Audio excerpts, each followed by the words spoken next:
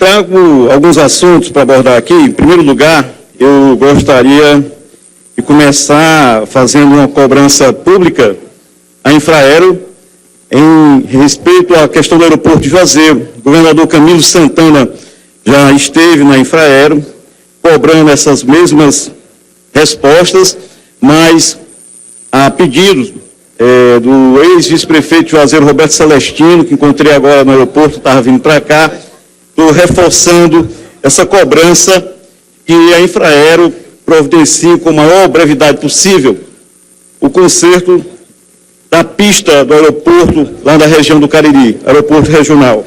Então, pelo uso constante, frequente, há um problema no pátio que recebe as aeronaves e há uma preocupação de que isso possa se agravar, chegando ao ponto de impedir que as aeronaves utilizem aquele aeroporto. Então, fica aí esse pedido colocado aqui em nome do nosso amigo Roberto Celestino, de moradores da região do Cariri, associação comercial e outras entidades que se mobilizam para cobrar da Infraero essa solução e a construção do tão sonhado aeroporto novo da região do Cariri, que é uma demanda que vem aí de muitos anos já. É outra questão que eu gostaria, antes de entrar no assunto principal, levantar aqui, diz respeito a chikungunya, uma doença, a virose que está ocorrendo no interior. Eu acabei de ver pela imprensa, o secretário de Saúde vai tomar medidas no intuito de informar aos médicos um protocolo clínico de como se conduzir diante dessa doença. É uma doença que é relativamente nova para nós, uma doença que é importada da África e que muitos profissionais ainda não estão familiarizados com os sintomas e de como proceder nesses casos. Mas o que me preocupa, e aí eu quero fazer um apelo público ao secretário Henrique Javi, que aproveita essa oportunidade, onde 184 municípios estarão sendo informados desse protocolo e das condutas para o tratamento e acompanhamento desses pacientes, que também façam a sensibilização com o objetivo de que sejam realmente notificados esses casos, os casos suspeitos. Eu tive recentemente uma atividade como médico lá em Juazeiro. E nessa minha atividade, eu pude perceber que de mais ou menos 30 pessoas com fortes sintomas, muito evidentes de que se tratava do chikungunya, essas pessoas não tinham sequer sido solicitado o exame da sorologia. Então ainda há uma dificuldade nesse sentido. A falta dessa notificação faz com que a gente tenha uma epidemia silenciosa ou subestimada, o que dificulta uma estratégia maior de tratamento na interrupção da cadeia de transmissão desse vírus. Uma vez que a estratégia de interrupção da cadeia de circulação desse vírus, ela já é conhecida, porque é a mesma que se adota nos casos da dengue. Então, a falta da notificação deixa esse vazio na estratégia de combate a esse transmissor e impedir que essa doença ela se concretize. Além disso, o que me preocupou bastante é a possibilidade de uma superposição de 3 doenças transmitidas pelo mesmo vetor: Zika vírus, dengue, chikungunya.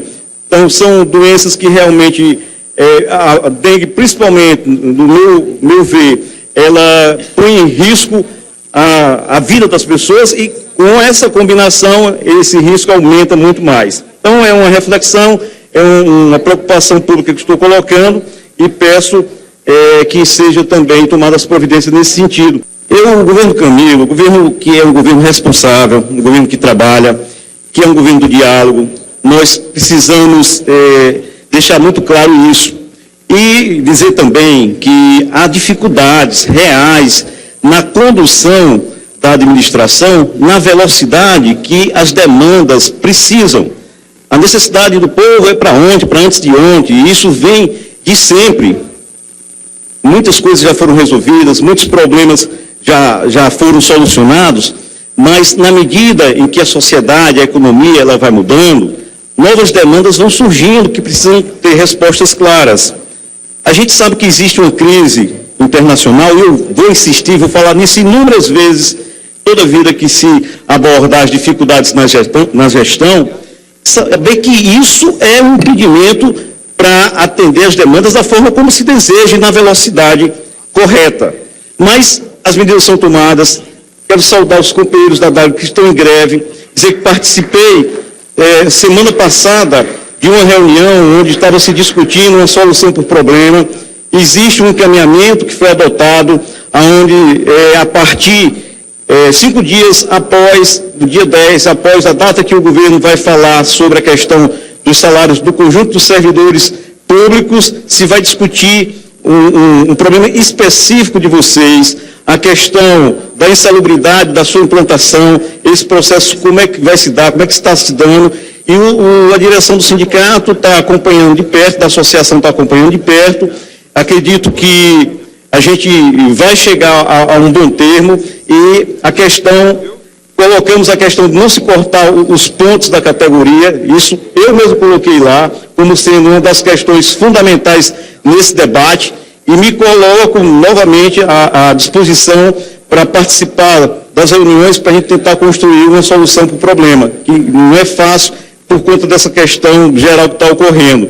E muitas vezes foi colocado aqui, me preocupa, eu acho que o deputado Roberto Mesquita colocou uma questão que o governo utilizou recursos que vinham do fundo do judiciário para cobrir algumas despesas. Então, a preocupação com o caixa do governo, ela deve estar colocada para todos nós, para ninguém dar um passo maior do que a perna e não fazer, por exemplo, pagamento de valores, de vantagens que são necessárias, que são justas, e depois, mais adiante, fazer como o Rio de Janeiro, atrasar salário, parcelar 13º, isso me preocupa bastante. Meu bom governador, me permite uma parte, se possível, para esclarecer qual foi a minha posição? Não, eu, assim, não quis criar uma divergência sobre o que eu falo, eu entendi perfeitamente.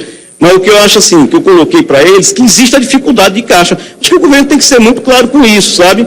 E dizer que existe e a gente tem que resolver. Agora, por isso que tem que ter muita cautela na política salarial, para a gente não dar um passo maior do que as pernas. Mas o que eu estava querendo registrar, olha, que o governo está anunciando para setembro que o VLT, que é o veículo leve sobre trilhos, ele vai estar provavelmente funcionando. Então era um problema que vinha se arrastando, a obra parou, teve dificuldade nas desapropriações, se conseguiu mais recursos e a obra foi retomada. E o que se sabe é que, na medida que ele começar a funcionar, primeiro ele vai funcionando a custo zero, para posteriormente, quando for concluída por inteira a obra, é que vai se passar a cobrar as passagens. Então, são medidas que estão sendo tomadas que são importantes. E, por fim, antes de passar para o deputado Roberto Mesquita, eu quero parabenizar os servidores lá da antiga CGU, que foi extinta pelo presidente interino, Temer, que fizeram uma grande mobilização, está no jornal O Povo de hoje, rebelião dos servidores, força a demissão do Fabiano Silveira. Servidores aqui varrendo lá à frente da extinta controladoria, entregaram seus cargos, num exemplo de compromisso com a luta contra a corrupção, e forçaram o Temer a afastar o ministro lá interino da Transparência, que é o Sérgio Machado. Então, o Fabiano Silveira. Isso a partir das denúncias das gravações do Sérgio Machado, que derrubaram mais um ministro do Temer, está colocado aqui. Diz que tem uma delação agora que é do filho do Sérgio Machado. Diz que é uma gravação, são delações que são extremamente graves, está preocupando muita gente. Tem outra delação em andamento, que é do Marcelo Odebrecht. Dizem lá que pega 25 partidos, com 300 parlamentares políticos, deputados estaduais, federais, senadores, ministros, pessoas de outras instituições, e que realmente está tirando o sono de muita gente. E eu queria só, deputado Roberto, antes de passar para Vossa Excelência, dizer que eu acho que eu concordo com uma avaliação que é feita por um sociólogo, que ele diz que o modelo que surgiu a partir da Nova República, esse modelo que tinha esse entrosamento, essa relação promíscua o financiamento empresarial das campanhas, ele é um modelo que ruiu, que ele acabou e que ele precisa ser refeito. Nós precisamos de uma nova forma de fazer política. Isso só pode ocorrer, no meu entendimento, a partir de uma constituinte que precisa ser convocada para já e de eleições gerais. E eu defendo que a presidenta Dilma volte com esse compromisso de convocar uma constituinte e eleições gerais. Essa é a saída para essa crise profundíssima que, ao meu ver, não tem solução dentro dos modos que está colocado aí. Eu passo para Vossa Excelência o tempo, queria pedir mais um minutinho, só para o Roberto, pode concluir com a sua fala, me sinto contemplado. Eu agradeço, deputado Santana, e quero também me associar ao senhor nos elogios feitos aos funcionários da CGU. Nesse momento onde a degeneração envergonha a sociedade brasileira, os funcionários da Controladoria Geral da União nos orgulharam com a manifestação feita por eles ontem. Também quero dizer, deputado, o senhor que foi gestor, entende bem quais são as dificuldades. Tem-se sempre um crescimento das despesas, via de regra, maior do que as receitas. O fato que eu chamei a atenção na tribuna hoje é um fato inusitado. É um fato onde, aparentemente, o Estado do Ceará dá um recibo que recebeu 175 milhões, quando de fato só recebeu 92. Essa diferença... Isso foi nessa gestão ou na gestão? É agora, está acontecendo nesse momento. Esse fato veio à tona ontem, na audiência do primeiro quadrimestre, exigida pela Lei de Responsabilidade Fiscal, quando o secretário da Fazenda disse que nos números que ele mostrava, existiam cerca de 170 milhões vindos do depósito judicial. Quando está em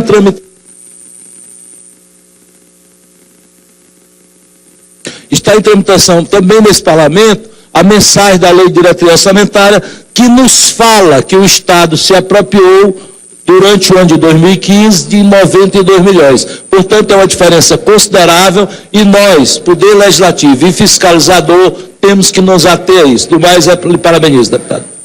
Obrigado pela parte. Essa questão, a gente precisa realmente aprofundar um debate sobre isso. E eu acredito que, na verdade, essa informação, ela vai ser mais esclarecida e, obviamente, que esse recurso, ele deve entrar no Tesouro para ser utilizado nos investimentos, na ampliação da infraestrutura, como o VLT, na área de saúde também. Na Previdência Social, deputado, a lei que nós votamos. Como é? É para utilizar na Previdência, para ajudar na Previdência. Na diferença dos gastos da Previdência, mas houve emenda nesse sentido de usar para infraestrutura. Na medida que você usa na Previdência, o que usava na Previdência, você pode usar na infraestrutura.